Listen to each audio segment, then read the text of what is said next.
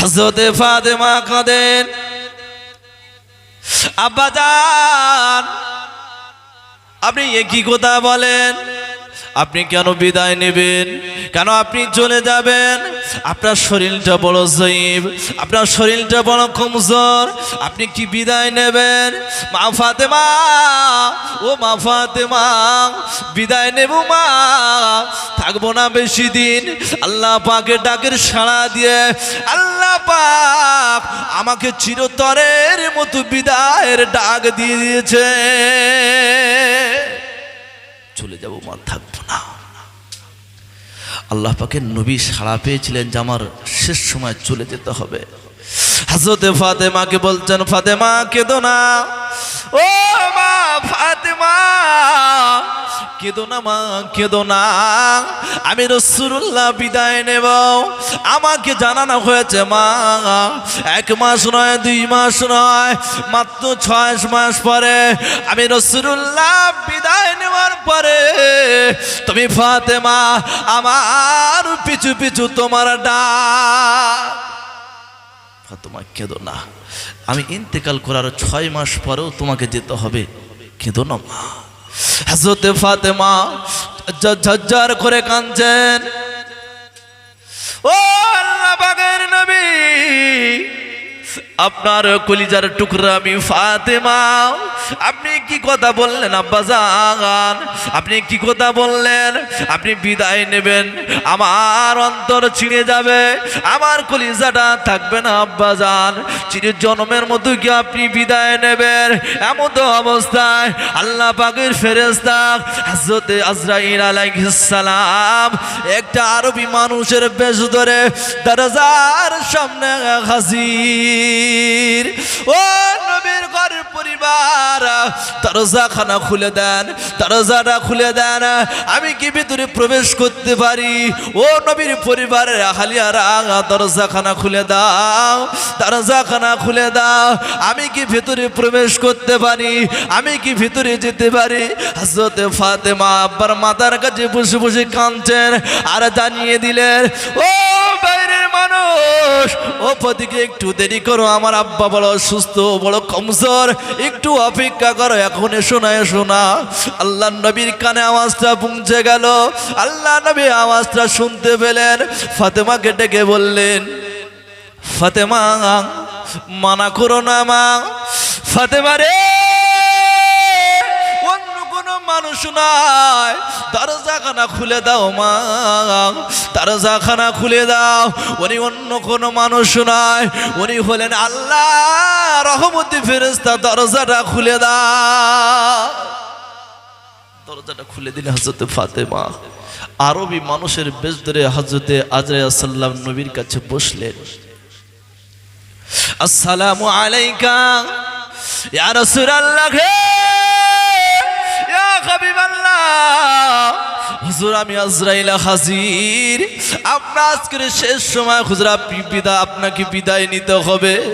আল্লাহ নবী চোখটা বন্ধ করে বললেন, আজরাইল আমি বুঝতে পেরেছি, আজ আমার শেষ সময়, আমাকে বিদায় নিতে হবে, আমি জানি, তবে আমার বিদায় যখন নিতে হবে, আমার তো সব কিছু পূরণ হলো, একটা আশা আমার বাকি আছে। ও আল্লাহ পাকের নবী, কি আশা আপনাকে একটুখানি বলেন? আল্লাহ নবী বললেন, ও হযরতে আজরাইল, আমার একটা আশা আছে, আমার সব কিছু পূরণ হলো, কিন্তু আমার গুনাহগার উম্মতের উপায় কি হবে? আমি তো মরে যাব, মরে যাওয়ার পরে আমার উম্মতের উপায় কি হবে? তাদের উপায় কি? তারা তো গুনাহগার, তারা সিয়াকার বদকার মানুষ, তাদের উপায় কি হবে? আল্লাহ পাক হযরতে জিবরাইল সাল্লামকে পাঠালেন, যাও জিবরাইল, আমার হাবিবের কাছে চলে যাও, আমার দোস্তের কাছে চলে যাও, আমার খলিলের কাছে চলে যাও। হযরতে জিবরাইল সাল্লাম এসে হাজির। ইয়া রাসূলুল্লাহ, ইয়া হাবিবাল্লাহ, হুজুর আপনি চিন্তা করবেন না, হুজুর চিন্তা করবেন না, আপনার উম্মতকে আমার আল্লাহ আপনার দয়ার বেহেশত দান করবে। আল্লাহ নবী বললেন, আমি শান্তি পেলাম না, মনে আমার খুশি এলো না। মনটা আনন্দিত পেলাম না। আল্লাহ পাকের দরবারে একটুকুনি যাও, হযরত জিবরাইল সাল্লাম ভাই একটুকুনি যান, আল্লাহর কাছ থেকে একটু খবর আনেন, আমি যে বিদায় নেব আমার গুনাহগার উম্মতের উপায় কি হবে। আল্লাহ পাকের ফেরেশতা হযরত জিবরাইল সাল্লাম চলে গেলেন। আল্লাহ পাক আপনার নবী বললেন আমি বিদায় নেব, ওনার উম্মতের উপায় কি হবে।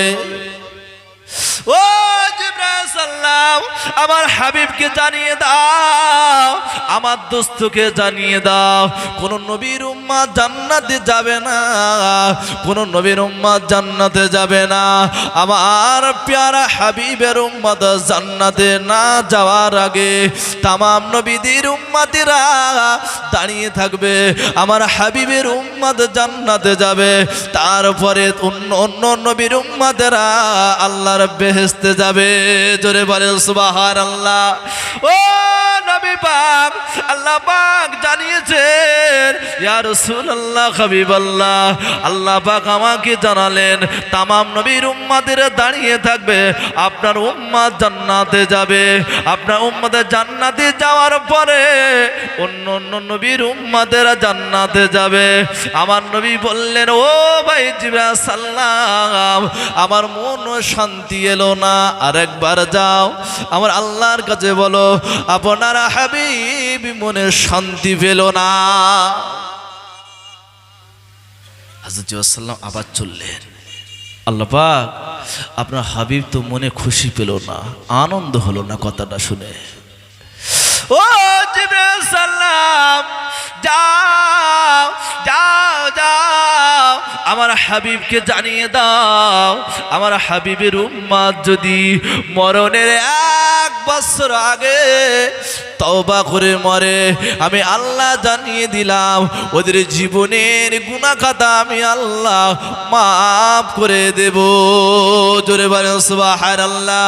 হযরত জিবরাইল সাল্লাম বললেন আসসালামু আলাইকা ইয়া রাসূলুল্লাহ হাবিবাল্লাহ। আল্লাহ পাক জানিয়ে দিলেন আপনার উম্মতকে 1 বছর আগে যদি তারা তওবা করে মারা যায়, আমার আল্লাহ আপনার উম্মতের জীবনের গুনাহগুলো মাফ করে দেবেন। আল্লাহর নবী বললেন জিবরাইল আমি খুশি হলাম না। ও জিবরাইল সাল্লাম, আমার উম্মত 1টা বছর পরে মারা যাবে, আমার উম্মত কিভাবে জানবে, আমার উম্মত কিভাবে বুঝবে, আমার উম্মত জানতে পারবে না, বুঝতে পারবে না, তারা যে 1টা বছর পরে মারা যাবে আমার উম্মত জানবে না, মরণের খবর কাউকে জানানো হবে না। ও জিবরাইল সাল্লাম একটুখানি যান আল্লাহর কাছ থেকে আর একটু বলেন আমার হাবিব খুশি হলেন না, আমার হাবিব খুশি হলেন না, আমার দোস্ত খুশি হলেন না। আল্লাহর দরবারে আবার চলে গেলেন। ও রব্বুল আলামিন, আল্লাহ পাক আপনার দোস্ত আনন্দ পেলেন না, আপনার দোস্ত খুশি হলেন না, কি করবেন? আল্লাহ পাক জানিয়ে দিলেন জিবরাইল আরো একবার তুমি গিয়ে বলো আমার হাবিবকে জানিয়ে দাও, আমার হাবিবকে শুনিয়ে দাও, মরণের কিছুক্ষণ আগে যদি তওবা করে আমি আল্লাহ জীবনের গুনাহ মাফ করে দেব। আমি আল্লাহ মাফ করে দেবো, আমার হাবিব কি বলো। এই কথাটা শুনে আল্লাহ পাক যেন একটু মনে, রাসূল যেন একটু মনে শান্তি পেলেন, যাক আমার উম্মাহ যদি তওবা করে মরে তো তাদের একটু ক্ষমা হবে। আল্লাহর নবী বললেন ও হযরত জিবরাইল সাল্লাম, মনে যেন একটা কমতি রয়ে গেল, যদি তওবা করে না মরতে পারে তাহলে মাপ তো হবে না, তার উপায় কি হবে? ও জিবরাইল, যদি আমার উম্মত বিনা তওবায় মারা যায় উপায় কি হবে? আরেকটাবার যান, আরেকটাবার যান। আল্লাহ পাক হযরত জিবরাইল সাল্লাম চলে গেলেন। আল্লাহ পাক আপনার হাবিব খুশি হননি, মনে কমতি রয়ে গেছে, আবার আমাকে পাঠালেন। আমার আল্লাহ পাক আর জিবরাইলের মাধ্যম দিয়ে বললেন না, সরাসরি ইলহাম হয়ে গেল।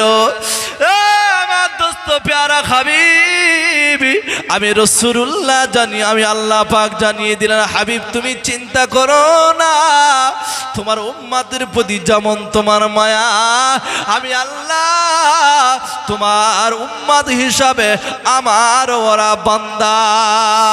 ও আমার দোস্তরে, তুমি যদি ওদের ভালোবাসো আমিও তাদের ভালোবাসি, তবে কিয়ামতের দিনে তুমি ওদের জন্য যে সুপারিশ করবে, আমি আল্লাহ ওদের সুপারিশটা, আমি আল্লাহ ওদের জন্য যে সুপারিশ তুমি করবে আমার দরবারে, আমি ওদের জন্য কবুল করে নেব। ও আমার হাবিবি, কেঁদো না কেঁদো না, কান্নাটা বন্ধ করে দাও, কান্নাটা বন্ধ করো। আর তুমি কেঁদো না হাবিব, তোমার কান্না আমি আল্লাহ সহ্য করতে পারি না। হাবিব রে, তুমি যখন কাঁদো আমি আল্লাহ আমার রহমতের জোশ দিয়ে তুমি যেটা চাও আমি আল্লাহ রাজি হয়ে যাই। আর কেঁদো না, তুমি সুপারিশ করবে, আমি আল্লাহ তোমার উম্মত দিগকে বিনা হিসাবে জান্নাত দিয়ে দেবো। আর একবার জোরে বলেন সুবহানাল্লাহ। বিরাহে দিল পুড়ে সরকার যে আমার ইয়া রাসূলুল্লাহ, বিরাহে দিল পুড়ে সরকার যে আমার ইয়া রাসূলুল্লাহ, আমার কেউ নাই তুমি ছাড়া সাহারা ইয়া রাসূলুল্লাহ, আমার কেউ নাই তুমি ছাড়া সাহারা ইয়া রাসূলুল্লাহ। আল্লাহুম্মা সাল্লি আলা সাইয়্যিদিনা